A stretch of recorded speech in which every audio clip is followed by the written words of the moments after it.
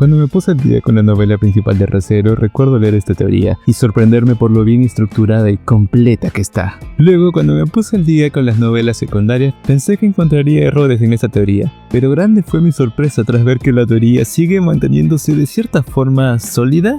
Estoy seguro que esto que verás también te sorprenderá a ti, aun si es que eres un lector de la novela. Pero si eres un anime viewer, vuelve cuando termine la cuarta temporada, ya que esta teoría cubrirá muchas cosas que pasaron en secreto detrás de escenas.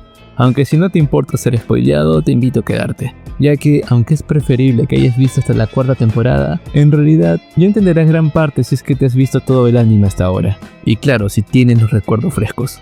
Después de todo, esta teoría que vas a escuchar recapitula todos los pequeños misterios que la obra ha ido dejando hasta ahora, y las complementa con los pedazos del lore del arco 6.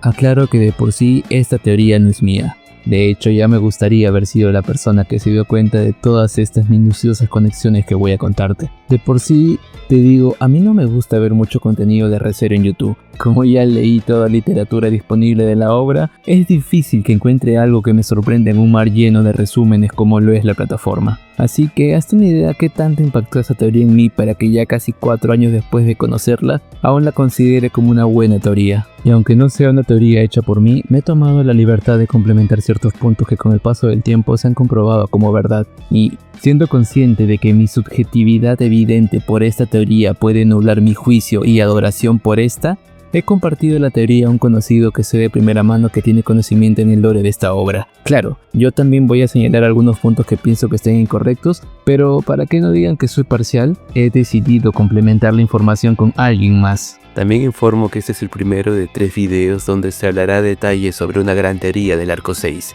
o mejor dicho, la cuarta temporada de Re:Zero. Cada 2 días estaré subiendo un video donde se narre por extractos la teoría completa. Ahora sí, empecemos. Bienvenidos a la más grande teoría de la cuarta temporada de Re:Zero.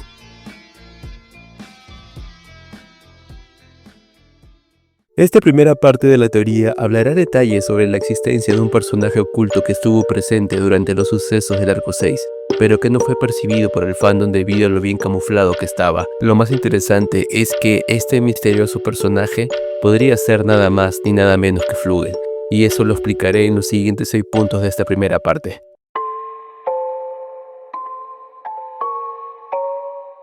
Este punto del video explica que es posible que la noche en la que Subaru perdió los recuerdos, el ente que habló con Meili usó una autoridad del pecado en ella. Sé que los que ven esto ya saben de lo que va el arco 6 y este video no es un resumen, pero es necesario que recuerden esta escena en concreto. Estamos en la noche anterior a cuando Subaru despertó y ya no tenía memorias. Se revela luego de que en esta precisa noche él fue a la biblioteca y algo pasó. Obviamente sabemos que fue ahí donde entró al libro de Reid y perdió sus recuerdos, pero no nos adelantemos. Sabemos que en esta visita que hizo a la librería, hubo otro miembro de la facción que fue al mismo tiempo, Meili, pero a diferencia de Subaru, quien hizo una única visita, ella hizo 2. La primera visita por parte de ella fue hecha al mismo tiempo en el que llegó Subaru. Se nos revela que ella buscaba el libro de Elsa, y al ver al protagonista pensó que quizás iba a dudar de ella por andar buscando el libro de su antigua enemiga. Así que le agarró el nerviosismo y se fue. Pero se nos deja en claro que habló con Subaru, y el Subaru con el que habló todavía era el Subaru de siempre, es decir, el idiota que conocemos. E incluso la novela recalca esto con el primer diálogo que tienen esa noche y que pondré a continuación.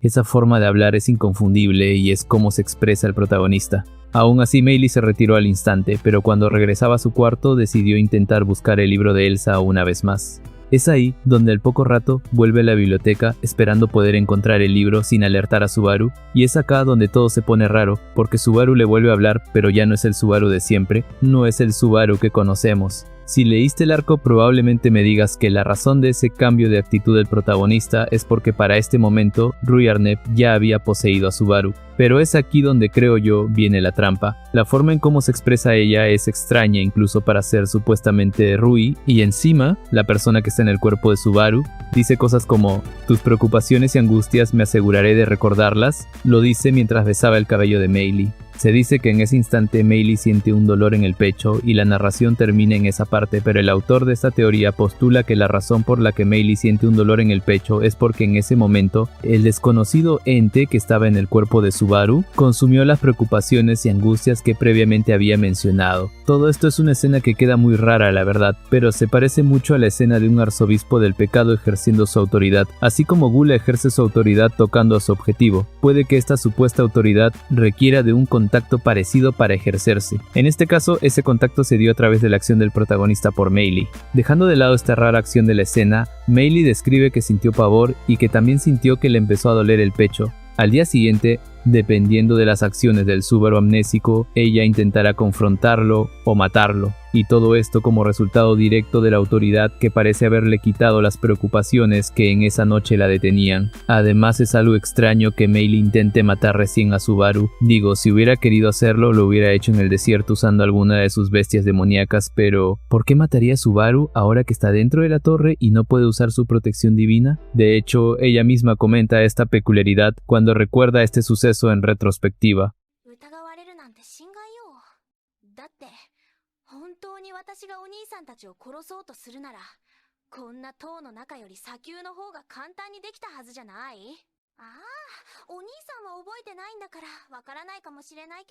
Como vemos, hubo algo que forzó a Meili, una antigua asesina, a elegir un pésimo momento para terminar con Subaru. Creo que la actitud irregular de Meili mencionada acá es debido a una autoridad. Pero ¿cuál sería esta autoridad en específico? Es lo que cubriremos ahora.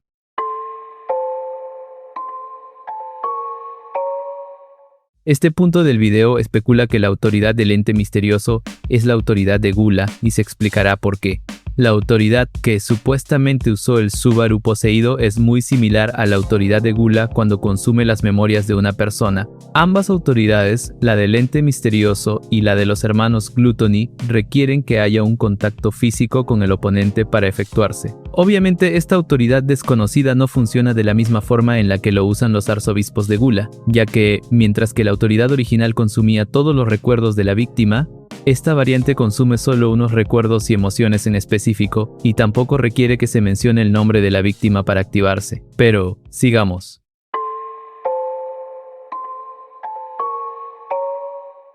Este punto del video especula que la persona que está poseyendo a Subaru no es Rui, sino el gran sabio, Flugel. En todo el arco 6 solo hay dos interacciones entre el Subaru poseído y Meili. El primero es el que mencioné más antes, donde el ente besa el cabello de Meili, y el segundo es en el cuarto bucle del Subaru amnésico, precisamente en ese bucle donde Subaru mata a Meili ahorcándola. El Subaru amnésico se entera de esto debido a que lee su libro de la muerte y cuando ve el momento de la muerte de la niña, observa lo siguiente.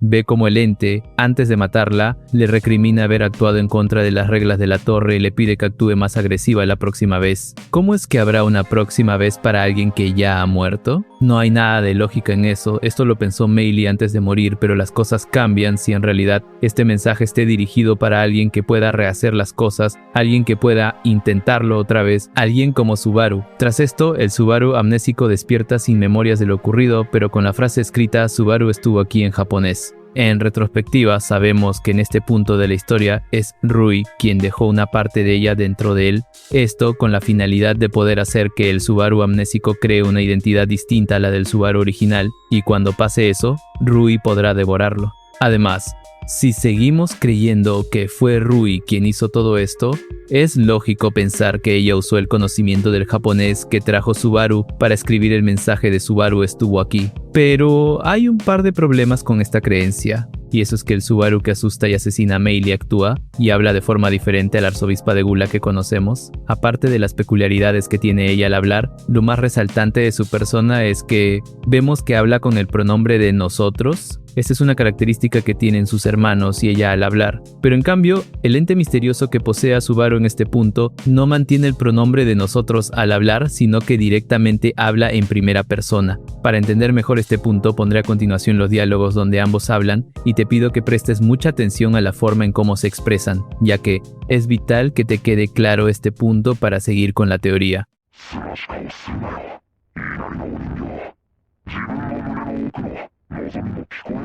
Era un deseo profundo en su corazón. ¿Por qué oírle mencionarlo la perturbó tanto?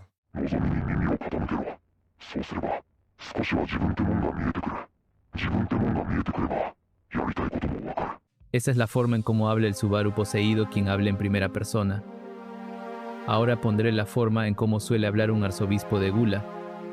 Recuerda que este arzobispo habla con el pronombre de nosotros.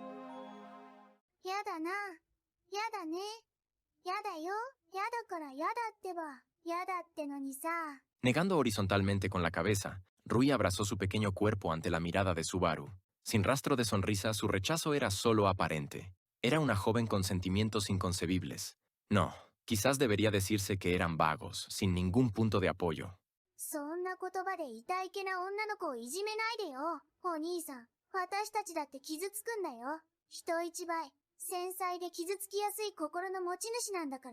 Alguien podría decir que en realidad esta discrepancia podría explicarse bajo la lógica de que Rui estaba haciendo una imitación del Subaru original para confundir al Subaru sin memorias, pero podemos concordar en que hace un pésimo trabajo y que encima este ente misterioso use una versión de la autoridad de Gula distinta a la que conocemos, pues aumentan los motivos para creer que en realidad no es Rui, sino otro personaje. Especulo que el ente que hace todo esto puede ser Flugel, y eso porque la frase de Natsuki Subaru estuvo aquí y ya fue hecha por él en el pasado y lo vimos en el árbol de la primera temporada. Luego, que el Subaru poseído le diga a Meili, preguntar eso es en contra de las reglas, queda rarísimo, ya que de ser Rui la que impersonó a Subaru, ¿qué le importa a ella, una arzobispa, que Meili rompa las reglas de la torre? Además, siempre que se habla de Flugel se dice que él era el sabio de la antigüedad. Subaru fue considerado candidato a sabio desde que absorbió el gen de Betelgeuse, y se cree que cuando absorba a todos recién podrá ser un sabio completo.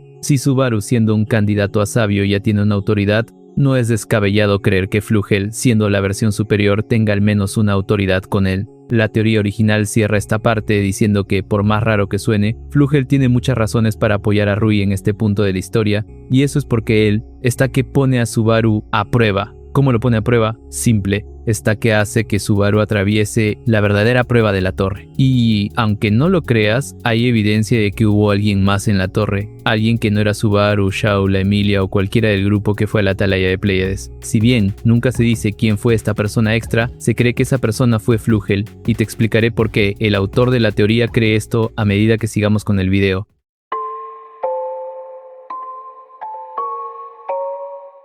Este punto explicará por qué se cree que Flugel está sellado dentro de Odd Laguna y cómo es que puede dirigir todo desde adentro. Previo al arco 6 no teníamos mucha información sobre el Odd Laguna. Antes de esto teníamos una que otra info, pero solo cosas puntuales. Sin embargo, acá en este arco se nos suelta información crucial. La primera especulación importante es uno de Rui Arnep, quien cuando habla del Odd Laguna dice algo interesante. Pero Rui también detestaba que le dirigieran. Era igual que Odd Lagna.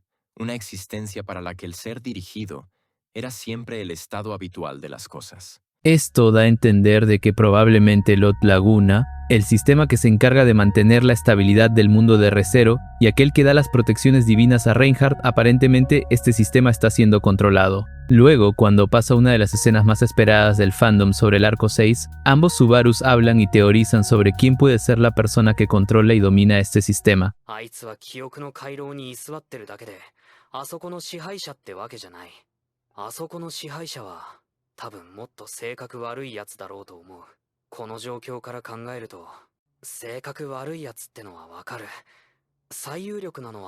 Tras vacilar por una vez, Subaru y Subaru dijeron colectivamente: Como vemos, ambos creen que el que dirige este sistema es el mismo sabio Flugel. Obviamente todo esto es especulación del protagonista, pero es una especulación que vale la pena tomar en cuenta. También sabemos que tanto la torre como los libros de la muerte tienen una conexión con el Odd Lagna. Esta conexión la deducimos debido a que cuando una persona muere, su alma va al Odd Laguna y allí sus nombres y memorias son procesadas y puestas en la torre en forma de libro de los muertos. Entonces, si no es Rui quien dirige este sistema, podría ser posible que el otro sospechoso, Flugel, esté viendo toda la torre desde una zona poco accesible. Recordemos que en la torre conocimos a figuras importantes como el dragón divino, el primer santo de la espada, y se supone que también debíamos conocer al sabio, pero conocimos a su reemplazo hecho de Temu Shaula. Pero ¿qué tal si en realidad luego se nos revela que realmente Flugel estaba viéndolo todo? ¿Qué tal si al igual que el alma de Echidna podía ver todo lo que pasaba en el santuario desde su tumba, Flugel pudo haber estado viendo todo esto desde algún sitio no accesible o poco accesible de la zona? Dos sitios pocos accesibles de esta parte se me vienen a la mente. Primero, se dice en la novela que en cierta parte de la torre hubo un lugar que para poder acceder era necesario tener 7 cosas. La novela nunca aclara qué es lo que se necesita. Pero en ese momento Subaru tenía 4 de las 7 cosas que se le pedía. Este número extraño concuerda misteriosamente con las autoridades que tenía Subaru en ese momento, las cuales eran su autoridad propia, la que le permite regresar de la muerte, la autoridad de la pereza que la consiguió de Betelgeuse, la autoridad de la codicia que consiguió de Regulus, y como en ese momento tenía a un arzobispo de Gula en su cuerpo, esto también ayudó en el conteo. De esta forma consiguió cumplir 4 de los 7 requisitos solicitados. ¿Será que si completaba las 7 autoridades que le pedían, hubiera podido encontrarse con Flugel? ¿Quién lo sabe? El otro lugar poco accesible que postula esta teoría es que el alma del sabio puede estar sellado dentro de la Old Laguna. Si los dos Subaru creen que él es el que dirige este sistema, no es descabellado creer que el administrador de este lugar llamado el Corredor de las Memorias, no es descabellado pensar que pueda ocultarse en algún sitio de esta zona. Obviamente sabemos que él es un humano y no puede estar vivo después de 400 años, pero con las brujas aprendimos que los seres humanos pueden seguir existiendo si es que separan un poco de su alma. Y si bien más atrás dije que la autoridad que puede tener este es la autoridad de Gula, un factor que ya hemos visto que se ha movido a otro poseedor en la actualidad, en realidad la segunda temporada nos muestra que, a pesar de este cambio de usuarios, un antiguo poseedor de la autoridad todavía puede conservar el poder. Pero sigamos con otro misterio de esta lista.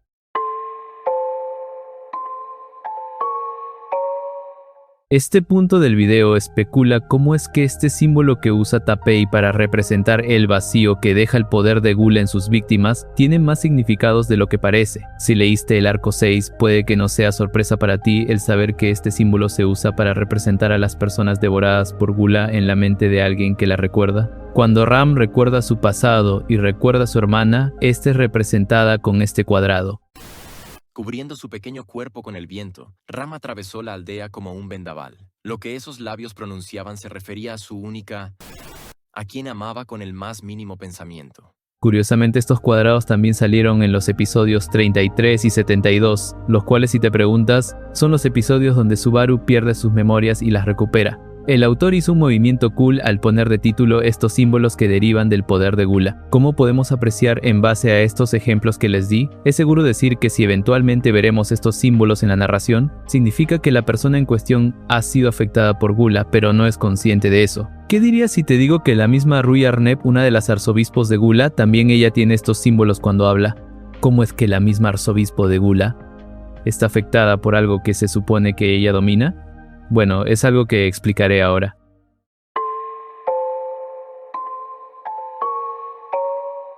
Este punto del video afirma que muchas de las acciones que hace Rui fue producto de que alguien estuvo manipulándola y ese alguien fue el gran sabio Flugel. Como dije más arriba, estos símbolos aparecen para representar la ausencia de la persona olvidada en los recuerdos de otros y también aparecen en segmentos de diálogo del arzobispo. Esto sugiere que ella también está afectada por una autoridad. En el episodio nombrado de ella, el 75, vemos aparecer estos cuadrados cuando se habla un poco de su vida. Sin percatarse de las emociones de Luis, sus hermanos mayores, quienes poco a poco volvían a comer para satisfacer sus propios deseos, también se sentía irritada. A diferencia de la alteración en Ram, donde solo se censura todo lo que tenga que ver con Rem, en Rui lo que se altera y se censura con esos símbolos son las palabras corazón y mente. Esta diferencia en el método de alteración implica la posibilidad de que Rui está afectada por una autoridad diferente a la que le afecta a Ram. Todo esto se vuelve más claro cuando nos ponemos a pensar que el arzobispo estuvo toda su vida en Old Laguna y la única persona que, según esta teoría, afirma que pudo haber estado ahí es Flugel. ¿Fue él quien controló e influyó en las acciones de la pequeña niña? Pero ¿cómo es que esta autoridad afecta a Rui? Acá viene lo complicado, así que te pediría que prestes mucha atención a lo que pasará ahora, el momento en el que Subaru conoce a Rui y esta pone su clon dentro de él. Es mencionado y narrado 2 veces en la novela, pero las 2 veces que vemos esta escena, la vemos desde 2 puntos de vista distintos. El primer punto de vista es dado desde la perspectiva de Rui, quien, cuando estaba poniendo su clon dentro de Subaru, ella escucha lo siguiente. Como podemos ver, solo escucha que Subaru le dice algo, pero no escucha todo porque al instante el resto de la frase es censurado por algo. Luego más adelante, cuando Subaru recupera su cuerpo, el autor vuelve a narrar este momento, pero ahora desde el punto de vista de Subaru y sorpresa, cuando se narra lo que él vio, no sale la censura que sí tuvo Rui.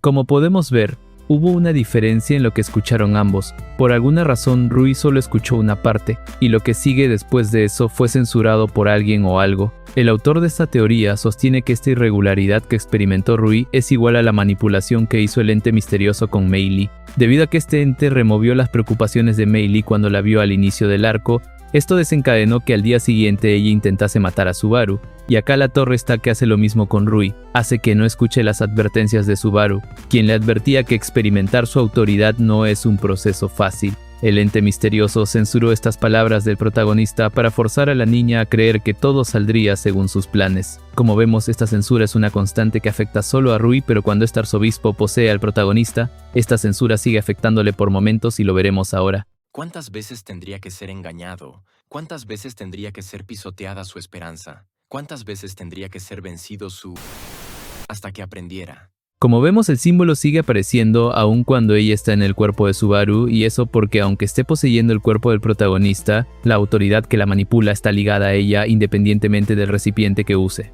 Pero esto no acaba acá.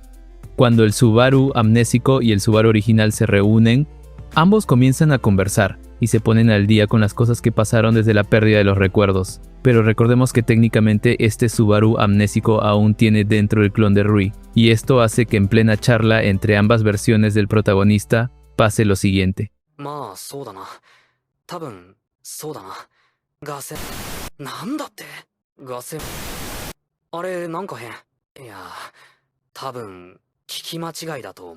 Estos símbolos solo aparecen en el diálogo del Subaru amnésico y solo dejan de aparecer cuando el clon de Rui sale de él después de la fusión de ambas versiones del protagonista. Es debido a que estos cuadros no vuelven a aparecer después de que Rui es expulsada del cuerpo de Subaru, que es fácil creer que la autoridad de Flugel no estaba activo en Subaru en sí, sino que estaba presente en el clon de Rui que se encontraba dentro de él. El autor de la teoría afirma que duda mucho que esta censura vista sea solo tape y escondiéndonos información, sino que él piensa que realmente hay algo que está afectando en tiempo real al Subaru amnésico. Pero sigamos con el video.